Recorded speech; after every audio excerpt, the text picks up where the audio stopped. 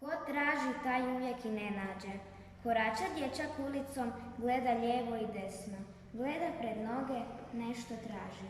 U susret prvom dječaku dolazi drugi. Taj ništa ne traži, zvižduće. Sreli su se, stali. Zdravo. Zdravo. Što tražiš? Đačku knjižicu. Nezgodno. Vrlo nezgodno.